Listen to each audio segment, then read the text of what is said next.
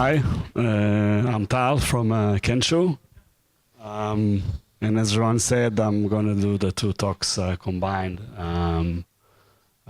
team refactoring, and I'll be telling a bit about Kenshoo as sponsors. So team refactoring is about how the changes that we've been making to the Kenshoo architecture over the past year and a half has affected the people and the team. The people and the team and the processes that we used and that also changed during this time. So you all know these guys, and this is how Hollywood refactored the A-team.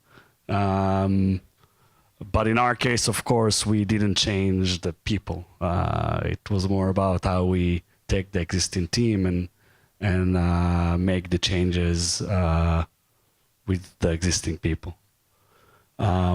So now back to the 5 minutes sponsors talk. So Kenshoo provides a platform for online marketers, mainly in search engines and social media, to manage their online campaigns and to optimize their online campaigns. And to give you 1 minute explanation of how online marketing works, usually there is some real estate that the website sells to marketers to advertise. Usually you know this from Google, when if you don't have an ad blocker, you'll see the ads on the right-hand side and on the top. And the way that works is that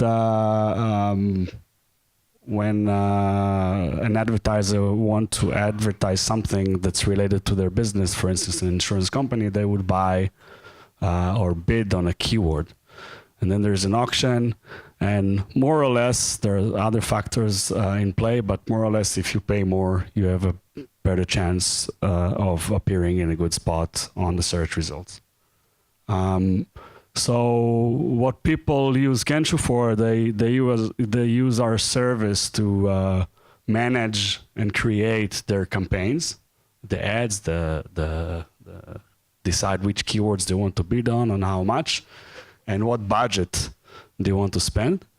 And we sync this into the search engines, and then we start tracking the performance of the campaign. We track how many clicks, how many conversions, what's the revenue driven by the advertising. And then there is an algorithm, a bunch of algorithms that use this information to make decision about the future bids. So we automatically change the bids and optimize the campaign.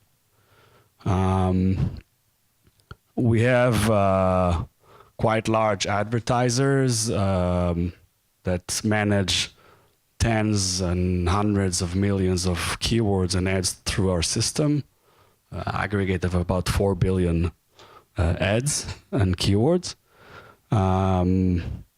So it's a complex system, especially tracking all this, all the performance of all these ads. We're located here in Israel, in Tel Aviv. The R&D technology group that I'll be talking about in a minute consists of about 120 developers. That's it. That's Kenshoo. So back to the change that we've been doing in the past year and a half. So Kenshoo, as I guess, as a lot of companies that just started with a very simple architecture, where there was a Tomcat server running the application, using MySQL as a database, and all the different workloads were using this same architecture. So UI and batch processes and algorithms using this same setup. And as the company grew and we onboarded more and more customers, the scaling of the system was by adding more of these servers, which worked out pretty well up until a point where workloads became so big that they can't fit into this setup. UI probably works well, but batch processes and algorithms and stuff like this can no longer be scaled inside in this way. So we needed to start breaking down the system into different services and components and allow them to be scaled independently. Another thing, when we use this opportunity to also reduce some of the friction between the different development teams and groups, because for those who work with a single source base know that sometimes it becomes hard to have 120 people committing into the same source base, and we decided that we want to split this into different services. Of course, this introduces complexity. It introduces complexity in a few layers. The first and most basic one is for developers. Now they have to. Sometimes you would need to write to a few different services. You would need to use a few source code repositories in parallel. And you need to understand the service dependency. You need to understand the service dependency in compile time and in runtime. And it's not always easy. Another thing with the monolithic system that we had before, it was it was sort of a common knowledge for IT and operation how this system is built. So a lot of the IT infrastructure and the tools that were built around this system had deep understanding of the architecture and of the system, and tools sort of hacked into the application to extract data that they needed and made all sorts of assumptions. And of course, the IT infrastructure also was built to this monolithic deployment. So now when we have all these new services, we need to find a way to abstract that away from the IT and the operations. They needed something that's predictable and that they won't have to start hacking into to be able to manage. It's sort of like the process we had before was very similar to build the application, burn it on a CD-ROM, ship it over to the other side of the floor, and have someone else install it, operate it, monitor it, and that can't be the case with this new architecture. So the first thing that we found is really we started building all these tools, and then we found that really it's not about the tools.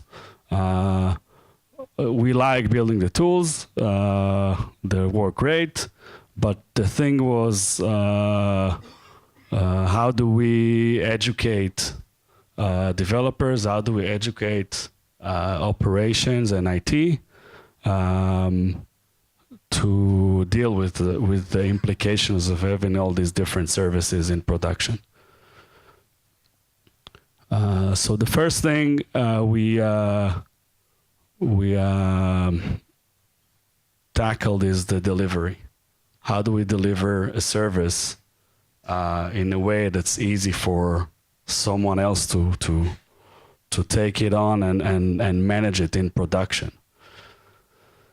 And to do that, apart from all the tools, we need to change the way that people think and to educate people to think in a different way.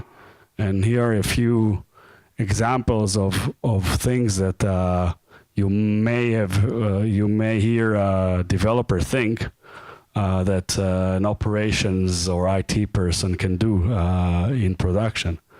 So you can't expect someone to restart a service because you are upgrading your service, right? You have to, your service has to be backward and forward compatible. And there isn't really such a thing as restarting a service, especially if it has many instances. You can't, it's not like a transaction. You can do it in one go. So this is something that the service needs to be built in a way that it can operate when its dependencies are upgraded or changed. Another thing is wikis or manual steps to install stuff. So I guess, maybe with the old monolithic service, maybe at one time it was like this, but then since it was only one service, someone in IT could write a script around it and automate this wiki. And of course now this has to be part of the delivery. It's the developer's responsibility to create this one-click install for the service. So in our case, the service owner or the developers also need to write the Puppet code that would install the service in production. And this is, of course, a skill set that the people need to pick up and to learn and to understand how to use these tools. So another thing is dependencies at runtime, sort of like the first point, but in this case, things can break. Queues can get deleted because, for instance, this is a really example from a few days ago. Upgrading RabbitMQ cluster, queues get deleted. Services need to be able to recreate their environment. Services need to be able to run the liquid-based scripts to create the databases that they need or the schema that they need. And this is something that before was sometimes the responsibility of someone else. So this is something that the skills that developers need to develop that before were not needed. One last thing is monitoring.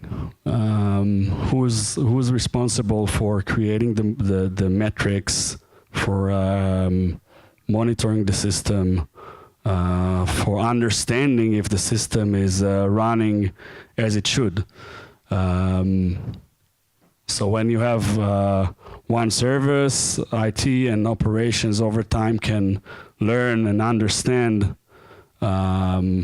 what is the expected behavior of the system. But when you have many services, that's very hard to do.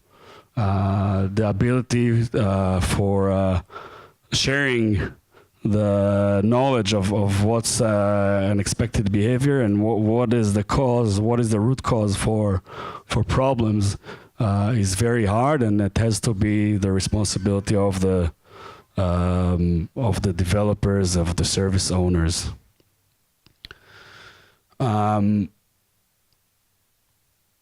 I think for IT, this change is even more profound because things like changing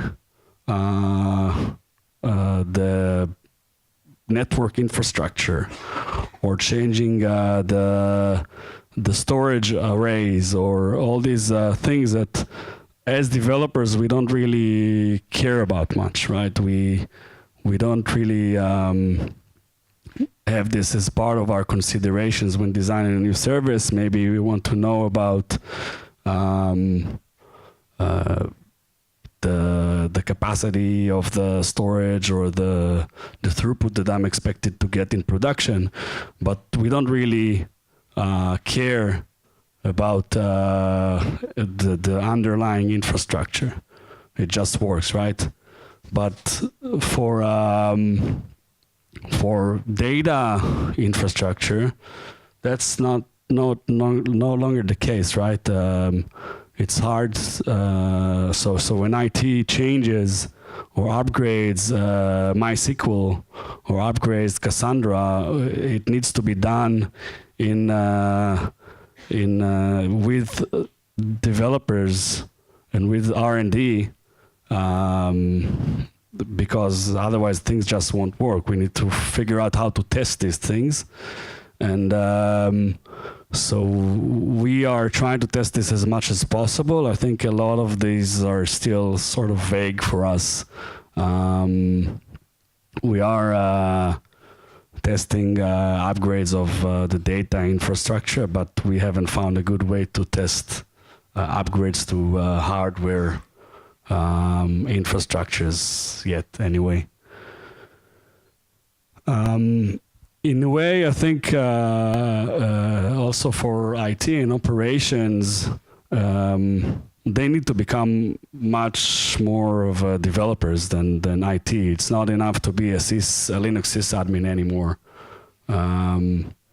You can't have all these shell scripts lying around in some shared folder and expect that this will work with a diverse system. So what we try to do is to have everything in source control, and I'll talk about this in a bit more. And also the tools, right? I think there are the more higher level languages now that they can be used in production for, call it IT stuff, that are not shell scripts. And that allows writing tests for things that right up until now were not tested. I think you just run the shell script in production, either it works or it doesn't. If you use Ruby or Python to do the same tasks, you can actually test a lot of these things. And this is a skill set that we need to find a way to improve for our IT, for our operations. Another thing is responsibility, and especially I think there's a big shift in responsibility. And the first question is, how do you define the boundaries, and where do the boundaries go between developers and IT? So again, if I go back to the networking and storage infrastructures and CPU, I think the boundaries are very clear. It's very clear that IT are responsible for operating these systems, and again, as developers, we don't really worry about how it works. We just care that it works. And for databases, for relational databases especially, I think their maturity is in a state that we have DBAs. We have this role probably in every company, and it's the responsibility of what a DBA needs to do is clear. But when we go to the newer data storage, data services like Cassandra and RabbitMQ for messaging and Hadoop. I don't think we've come up with a good, clear line of who's responsible for what. Like we don't have a DBA for our Cassandra. It's a joint venture by IT and dev to operate these systems. And I think it's really a matter of maturity. It's not like there aren't services in the cloud that give you Cassandra as a service, DynamoDB or whatever. But it's only a matter of maturity, and I hope that at some point when we have better tooling and better understanding of these systems, we'll get to the same level of a clear border between developers and IT and who's responsible for what. But until then, this is something that will remain a shared responsibility. Also, the role of QA is changing, and if you look at the Kanban boards, the classic Kanban boards, there is all the design and the dev and QA and production stages. It sort of states that the QA is some sort of a gatekeeper before production. And here too, that can't longer be the case, just because it's almost impossible for someone to be able to test the dependencies between services. There can be so many dependencies that it's hardly impossible, and you'll have to stop the world to be able to have QA say, yeah, this can go to production. And of course, even with all the automation, it's very hard to simulate a production-like environment in QA labs, and to be able to really test all the upgrade paths, the possible upgrade paths. So it means that QA can still help developers assure the quality of the service, but as a standalone service, and can hardly ever test the dependencies. And we actually finding it hard to also test it automatically. How do you test how do you automatically test all the dependencies and all the upgrade paths possible for all these services? So a lot of these tests are done in production. If you can roll back, then that's okay. But it also means that, again, the responsibility of the service owner is to be there when there is a deployment, and to be able to resolve issues. Last thing that I think will need to change, we really haven't done this yet, but in some way IT needs to be part of feature team. Same way that we have QA in feature teams, some features that need a great deal of change in production to be able to support a new workload need IT input. They need IT in design of this new feature. Is anyone here as IT in feature teams, in the design processes?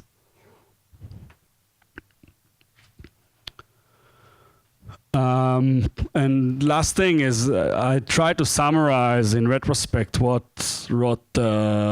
works for us.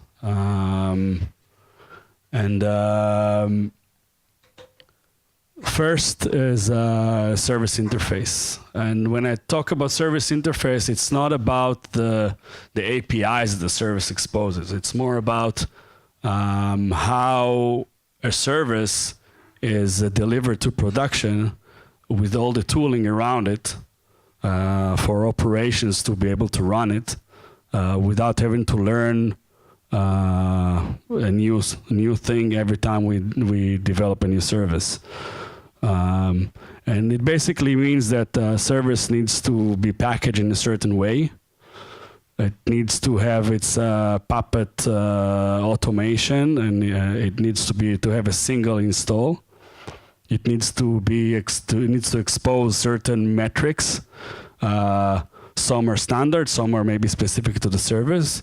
It needs to have clear definitions of what sort of alerts we want to get on this service when metrics change.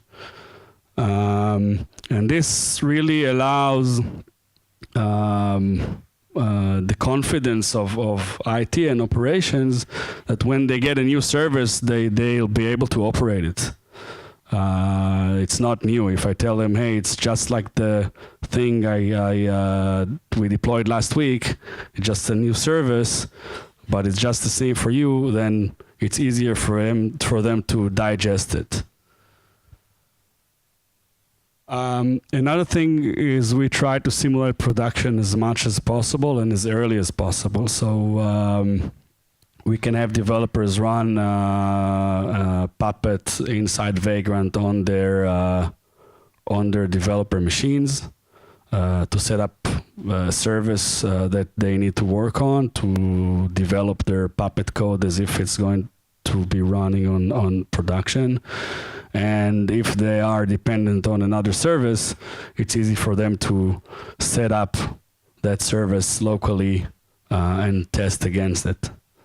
Another thing is, of course, in QA labs, the ability to run and to easily set up new services of any version, of any kind, quite easily without having to do any manual work. So, and the last thing is we have a pretty good staging environment where we can test things that are more hardware related that we can't test in any place else. So if we need to run some benchmark and see how change in storage technology affects the system, this is pretty much the only place where we can test it. Again, it's limited. There's no way to simulate the entire production environment. Putting everything in Git. So, of course, code is in source control, but what about all the Puppet and configurations and system configuration and all the DBA scripts and all these tools? So we make sure it's all in source control. That allows first for us, for other people to just see what's going on and what are the changes that are and what tools are used in production by operations and IT.